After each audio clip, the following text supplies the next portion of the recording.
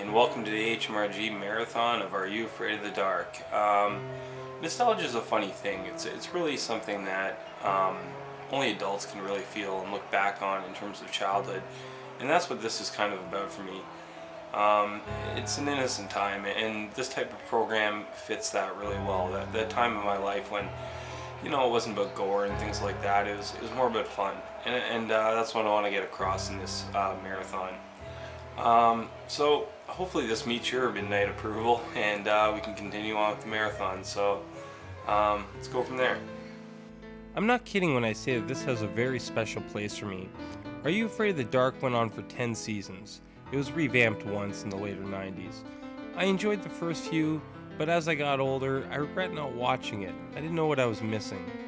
I miss those days with shows like this. It's innocent and it's cute. I won't pick on the series like I do the B horror flicks or the flaws with the big names included. This is just a lighthearted, fun retrospect and a chance to relive my Halloween from 1990. The overacting in the skits and the over-the-top stories ring with a playful feel and a sense of adventure. It felt like safe fun. You didn't need your folks around. It pumped you up for the season, but the quality of the program carried all the way through the 90s. Classics like this, I'm not sure if you'll see again, so if you aren't old enough to recall, or forget just about all of it like me, well, let's take October to get reacquainted with the first season. I submit to you, Are You Afraid of the Dark? The first season, when I first saw it, caught me completely by surprise. I wasn't expecting something that would actually grip my attention the way it did in that way. So it just took me completely by surprise. Now, basically what it is a group of kids that come together, presumably at midnight, which is rather liberal of their parents considering their age. But it's simple, innocent, and it's fun, and it gives you that feeling of sitting around a fire and just kind of, shooting the breeze about different things. This episode, though, where the kid comes in, I know it's his initiation into the Midnight Society, but I'd be a little bit hesitant to be walking through the forest blindfolded just to make a group. I'm not sure. Anytime somebody asks you to put a blindfold on and follow them into the forest, it's usually a bad idea. But let's take a look at the story. This one's called The Tale of the Phantom Cab. The Tale of the Phantom Cab starts off with two boys heading out into the woods. They are brothers, you see, and the old one... Freezing. You are worthless. It's a pretty intense word. Take it down a notch. Well, anyways, the compass goes down, they get lost. A simple enough story. They meet a man named Flynn. Now, I'm not sold on Flynn when I first see him. Being as nice as he is just doesn't seem fitting. Oh, and the fact that he's a middle-aged man just wandering around the forest at night. Innocently enough, he brings him to this doctor's house in the middle of the woods, who reminds me of Dumbledore. Flynn disappears, and look how cute the simple effects are, the leaves shaking just a bit. The doc slowly turns a little menacing, the boys are in a little bit of trouble, but fun trouble. I keep saying fun because it brings me back in front of the TV as a youngster watching it for the first time. Anyway, the doctor demands them answering riddles in exchange for getting them home. They never really explain why, and frankly they don't have time to. It's a 22-minute show. The first riddle is... Try this one. How far can you walk into the woods? Halfway. Say what? He asked how far he can walk into the woods. Halfway. After that, you'd be walking out. Good answer. It had me stumped at first. Okay, so they're in this place, right? And it's a kind of a wildly imaginative little... This guy reminds me of Dumbledore, for sure, the doc. I forget his name.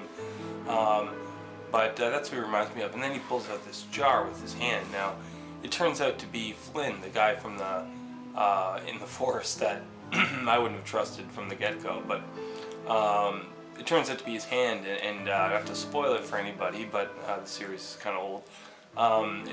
He's the cab driver.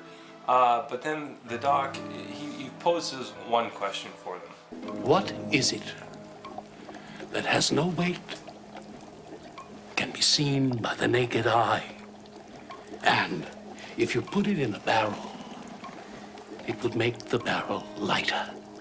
So he poses that question, and then it gets passed around the campfire, which is interesting because all the kids are engaged in this, and like I'll say later on in one of the voiceovers, is that it also engages the crowd, or the audience, I should say, the children. It brings them in. It's a really brilliant way to get everybody involved. So having the series have that element of fun where it engages you as well is something that like even Tales from the Crypt didn't do, or Tales from the Dark Side's a different story. Goosebumps kind of brought you along because kids were generally familiar with the books. This was simply a TV series.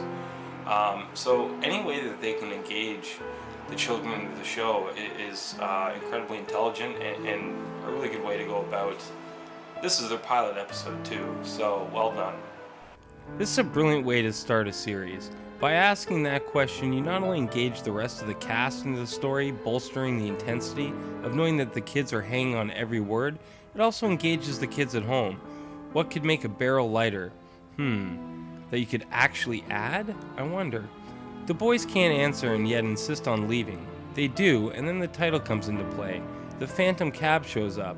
It reminds me of all those many ghost stories. I mean, take your pick.